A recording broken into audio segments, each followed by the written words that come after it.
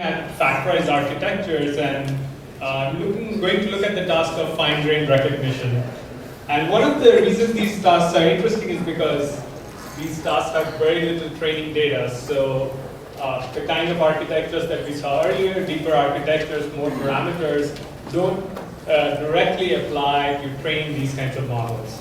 Okay, so we're going to look at what are the ways in which you can build in prior information into the model or try to learn these kinds of architecture that work well for these tasks.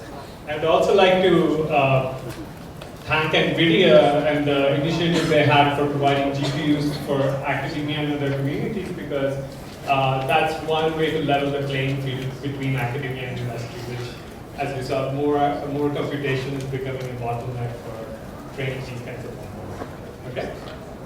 So, what is fine-grained recognition? So these are the kinds of tasks we're interested in, and these are two words that are obviously very similar. And these tasks are challenging because these are some examples of other words within the same category, and they look quite different from each other. And often in these kinds of tasks, you have very little training data, for instance. So word is actually maybe a bad example. There are lots of images of words, but there are many such categories where there is a small number of experts who have a few images labeled with these categories, and you would like to train these models on these data sets. So one option is domain adaptation. You might train a model in ImageNet and hope that it does well on this data set. But it turns out there is a lot of diversity between these fine-grained categories, and some of them are well represented in ImageNet, like the birds data set, but there are some others, like airplanes, that are very few categories, and models trained on images don't necessarily generalize for fine-grained recognition. Okay, so the main goal is domain adaptation with small amounts of training data for each category. So this is where these part-based models work really well. So the idea is you detect a certain number of parts, so you might detect the upper body, the face, the legs, and so on. And then extract features condition on these locations. So these days, these parts are detected by RCNN or any CNN-based object detector. The features are extracted with CNNs as well. And the notion of these parts differ. Some are landmark-based, some are object bounding box-based. But one great thing these part-based models offer is they are inbuilt, they are designed to be invariant to both viewpoint and location of the object. Okay, so this factorization reduces the variance in the training data and lets you generalize better from small amounts of labeled data. So annotations are helpful here. But a better way, or more generalizable or scalable way of learning is methods that do not need these additional labels. So a classical way of doing this is the bag of visual words approaches. So things like Fisher vectors and others on SIFT features work well for these tasks. So the idea is you extract features, encode them locally into a very high dimensional space, and then aggregate them using some pooling architecture. More recently, you might just train a CNN to do this, and these tend to work very well. So these generalize to new categories without any part annotations, so are more scalable. But you might need a lot more labeled data to get the same amount of performance. So these two approaches might seem very different, but one of the ways to look at these kinds of models are they're both feed-forward architectures. They both extract features. So in classical texture approaches, you might extract features which are SIFT. And you have an encoder which takes these local features and constructs an image descriptor. So if you chop a CNN at some layer, you can think of the computations that happen up to that layer as a feature extractor, and the computations that happen, what follows later, is a pooling architecture encoder. So texture descriptors are typically orderless encoders. So what they do is they aggregate the features locally. They first encode the features. Let's say the bag of words encodes the features into one of k different elements in a dictionary, and then averages the descriptor across the image. So what that does is it throws away the location information, whereas the typical fully connected layers in the CNN such as AlexNet or BGGNet, they are order sensitive, so they have information about where the feature appeared within the image. So one trade-off between the orderless pooling and the fully connected layers or order sensitive pooling is you're going from the fully connected layers to the orderless, you're keeping more information at each location while trading off the amount of spatial information you have. And that's also something that can be here introduced in stock. So as you're going up in the architecture, you're trading off the spatial resolution with more filters. So this seems to be a property which these texture descriptors like to encode, and this might be a good trade-off for certain kinds of tasks. And what I'm going to show today is fine-grained recognition is one such example where this trade-off works great and then present an architecture that has no parameters and lets you do really well on certain tasks. Okay? So one other interesting thing about looking at these texture descriptors and CNNs is the way I described in the previous slide is you can mix and match these architectures. So for example, you could look at handcrafted descriptors with orderless pooling, you get the standard texture descriptor. If you take the bottom pathway, you get a standard CNN. But you could also look at a Fisher vector or some sort of encoding over CNN features, and this is something we proposed last CVPR, denoted as Fisher vector CNN, which just extracts CNN features from a pre-trained network and builds Fisher vectors on top. Okay, so this sort of feature turns out to be an excellent way of doing domain adaptation because these lower convolutional layers are less sensitive to the data. And for tasks where the information is not very spatially consistent, like texture, these models do very well. So these are 3 texture data sets where typical fine-tuning doesn't work because the data set is really small, and feature extracted from the fully connected layers are outperformed by simply extracting features from a lower convolutional layer and building Fisher vectors on top. Okay? And the results also become better if you use a better CNN, like we saw in the previous slide, but the advantage of the Fisher vector CNN over fully connected CNN is still, it's not shown here. So again, you're trading off information about the spatial location by just building Fisher vectors, but that turns out to be a good trade-off. Another interesting experiment we did is looking at scene classification. So, for example, the places challenge you saw earlier, and the previously reported best results on this data set using, so these are not up to date anymore, were results from a few months ago, was with a CNN trained on places data set, the earlier version of places, and if you use the Fisher vector CNN, which was trained on ImageNet, it turns out that does much better. So here's another interesting experiment. So the places and ImageNet are 2 identical CNNs. These are AlexNet. One is trained on places and one is trained on ImageNet. And as you can see, the ImageNet CNN is worse than the places CNN if you use the fully connected layers. This is to be expected because places is a lot like the MIT indoors. But if you build full Fisher vector CNNs with the lower convolutional layers, the advantage disappears. In fact, the ImageNet CNN is better. And if you combine them, you get even more improvements. And moreover, if you use a better CNN, even though it's trained on ImageNet, but build Fisher vector CNNs using a lower convolution of the ImageNet CNN, you might do significantly better. So this suggests that just by having an architecture that's more orderless is more useful for certain kinds of categories. So having inbuilt translational invariance in these models might be a good thing for scene recognition, texture recognition, and also fine-grained recognition, as I showed you next. Okay? So one of the drawbacks about this Fisher vector CNN that I presented is that you typically just build Fisher vectors on top of handcrafted features. So it might be SIF or pre-trained CNN.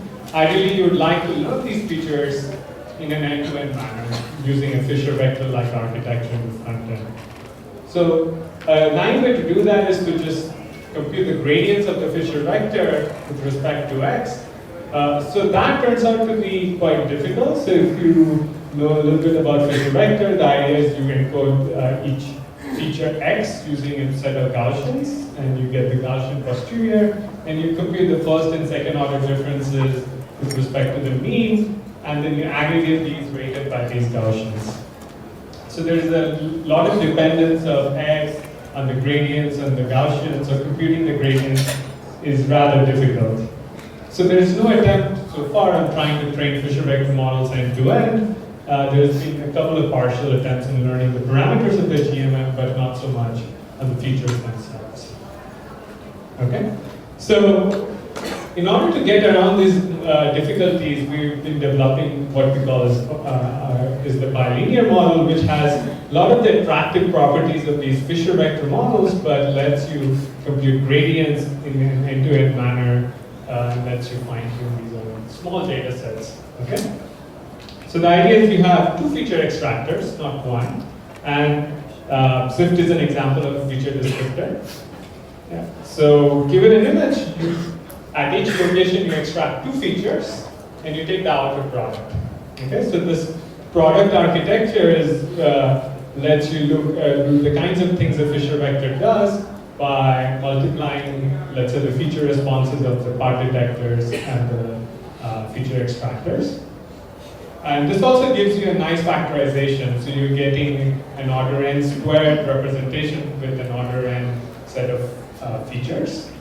So once you have this outer product, you aggregate this across the image. So this is exactly like the orderless pooling in a bag of words model, and that's your image descriptor. So you've thrown away all the location information, but at each location you have an order n squared, a very, very high dimensional representation.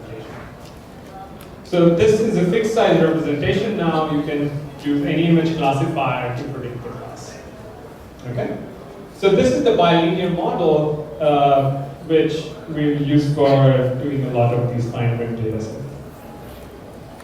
So here's an interesting exercise. So it turns out you can write down a Fisher vector model as a bilinear model with this particular choice of feature extractors. So if you set FA and FB just right, you can write down Fisher vectors, and in fact, a lot of other texture descriptors like the bag of visual words models, flat, second order pooling. The second order pooling is just FA and FB are identical with just the same feature extractor, but many others can be written down as an outer product of two feature extractors. So the reason Fisher vector is difficult is because FA and FB both depend on X. So we generalize this architecture to just decouple an FA and FB using their own feature extractors. So the bilinear CNN model looks at an image and passes it through two networks, and these networks process the image in a fully convolutional manner, extracts features at each location. Then you take the outer product of the feature extractors at each location and you pool it. Okay? So you're getting the square dimensional feature. Actually, they don't need to be identical number of filters, but let's say they are. You're getting a d-squared dimensional representation at the end, but you have thrown away all the location information. And this transformation has no parameters, which is great because you could learn such a transformation from data, but typically you don't have such data in these fine-grained tasks. So this is just hard-coded into the network, and this turns out to be a great trade-off for learning in fine-grained recognition tasks. And the nice thing is this architecture is differentiable. You can backprop through the network and update both the features A and feature B in your network just using image labels. Okay?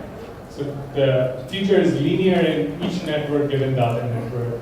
So that's why it's called the bilinear model. And you can train it end-to-end, starting from image pre-trained models and fine-tune it on small data sets, or not, depending on how much data you have. So let's look at some experiments. So local features, we use the SIFT, VGGM, and VGG very deep. And for features, we use the last convolutional layer as an output. pooling architectures, we use the fully connected layers, the Fisher vector pooling, and the bilinear pooling. And for the rest of our experiments, we're going to use the following notation. So FV-CNN is a fully connected CNN with M network, so that's a standard CNN.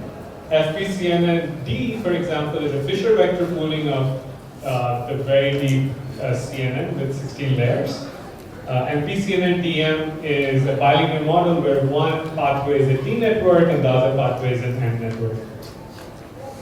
So we've tried 3 different data sets, and this is interesting because birds are well represented in ImageNet, so models that do well on ImageNet tend to do well on birds, but aircrafts are not.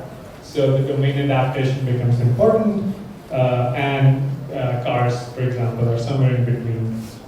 And we train these models exactly the way I described earlier, pre-trained on ImageNet, and then potentially fine-tuned using backpropagation through the network.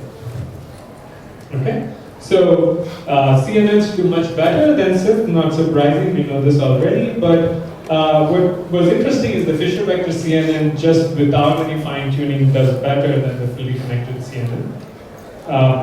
But the bilinear CNN with 2 identical M networks does even better than the Fisher vector CNN.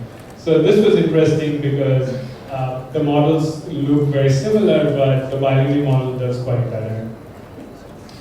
You can start fine-tuning and the results improve. So you get up to 58.8%. So this is what happens if you fine-tune the Fisher vector CNN, not directly, but by indirectly fine-tuning the fully connected CNN and just using the convolutional layers of the fine-tuned network as feature extractors. So fine-tuning helps, but if you did it directly, maybe you would get better benefits. But with Fisher vector, you can, the bilinear model, you can do that and you get even better results. So this suggests that a fully connected CNN-M, which is fine-tuned, is actually worse than a non-fine-tuned bilinear ML model. Okay? So the trade-off between the spatial and the high-dimensional feature seems to be a good one because you're doing better by just using the bilinear features. But fine-tuning still helps. So if you had very small amount of training data, you would not be able to fine-tune. So that certainly helps. With the deeper network, can you do better? So features do indeed matter. And with the Fisher vector, you again see a big benefit. But the bilinear models with the DM and 2D architectures do really well. So we are about at 84.1%, which at the time of publication was the state of the art. So the spatial transformer network uses a different CNN architecture, so it's not directly comparable, but 2, 3, and 4 are methods that use VGG very deep, for example, but need part and object bounding boxes.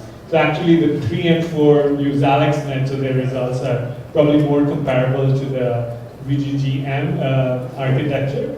But if you replace those results with the VGG very deep, they are roughly at 84%. But importantly, they require part and object bounding boxes during training, which we do not use. So this is much more scalable. Okay. So what this suggests is sort of rethinking about the kinds of trade-offs these architectures offer might be useful, and this factorization provides a way of doing this without actually needing labels. So works pretty well for fine-tuning tasks.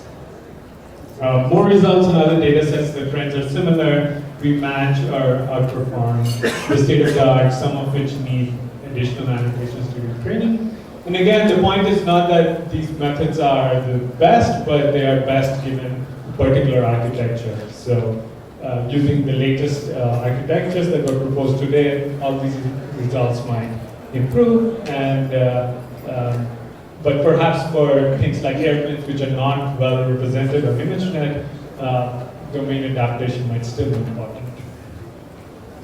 Okay. Some visualizations of what the model learns. So these are, remember, trained with just image labels. So it turns out they tend to learn a lot about these local highly specialized feature. So for example, one on the right here learns to detect birds which have particular stripes and yellow head, whereas this other one on the top right, top left of yours, learns highly localized red and white stripes. Okay, so what the network learns to do is to look at co-occurrences of these kinds of features. So as long as two feature extractors co-occur at the same location, you have a very strong signal for fine-grained recognition. And because these features are translationally invariant, these co-occurrences can appear anywhere in the image and you're able to recognize the object. Okay? So co-occurrences seems to be a good thing to look at. Here's some examples that it misclassifies. So this particular one is interesting because it turns out that C-47 was just a military version of the DC-3 aircraft that was made during the World War II. So it's very hard to distinguish them. So there were extra seats that were removed and things like that, which are not visible from outside. And on other data sets, the mistakes are very hard to distinguish between them. Okay? So again, these are at 85% accuracy, so the results, the mistakes look very reasonable.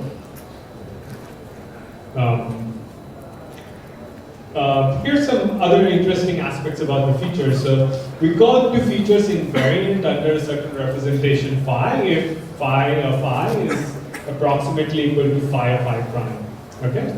So if you take an image and compute its bilinear feature and try to find other images I prime that are approximately equal to phi of I, these are other images that we can find approximately that are equal to the input image.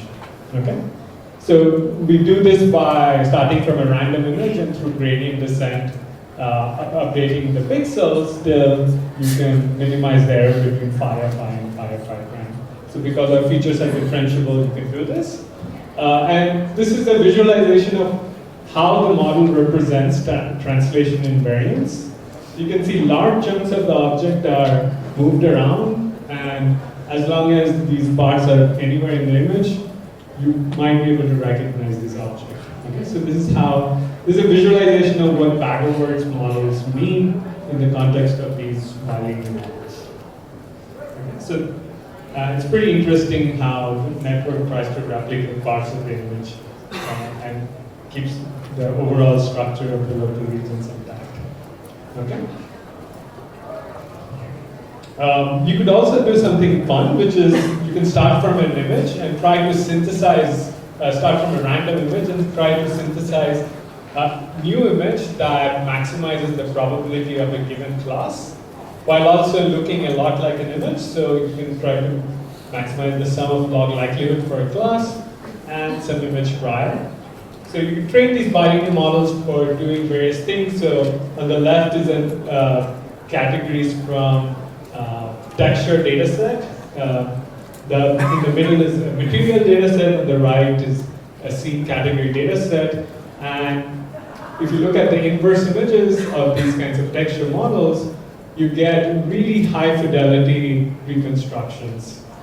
So these networks, for example, the dotted category has training data where dots come from multiple sizes and it learns to synthesize a dotted image which has dots of different structures and scales. The water looks really realistic. So it keeps a lot of local structure in these co-occurrence statistics, so you get sharp edges, which is not true if you look at the fully connected layer outputs reconstructions.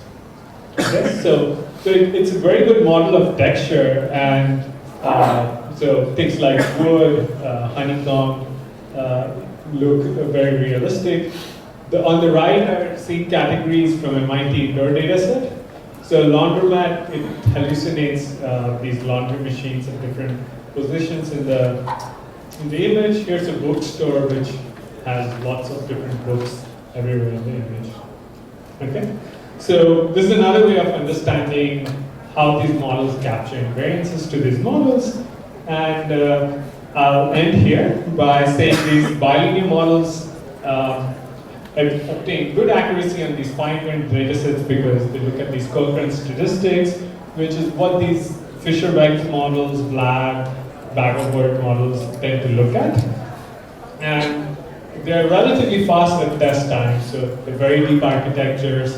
Based bilinear models run at 10 frames per second on a GPU, so you can try playing with these kinds of models. The code and data is available. And I would like to thank two of my students who were helpful in training these bilinear models, Samyu and Aruni, and some of these visualizations and other things is in an archive paper that we posted a while back. And there are more fun examples you can look at. All right, I'll end here. Thanks.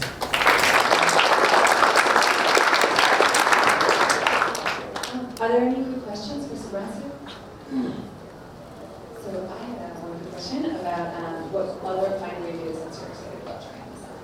So the technique just applies generally, but I'm more interested in domains where there are very, very few trained data, even one training examples, and there are quite a few we are looking at, which is one with butterflies, and so even instance-level recognition of particular animals and things. Follow-up question. So are you seeing yourself getting something like a butterfly data set where there's only one training example of a butterfly species and being able to distinguish that in streaming test examples? Ideally. So ideally, yes. I mean, experts sometimes just has one training example. Expert who digs up fossils, for example, may have just found a new instance of a category. So that's the kind of setting where there's a lot of domain knowledge and some inductive bias in the models really helps. If you have lots of training data, we're seeing definitely just letting data do all the work through better architectures is a big win. But the other spectrum is also pretty interesting. It's also very practical being in academia. Any other questions? Okay, well, we will have a wrap-up discussion session if you want to stay to hear more about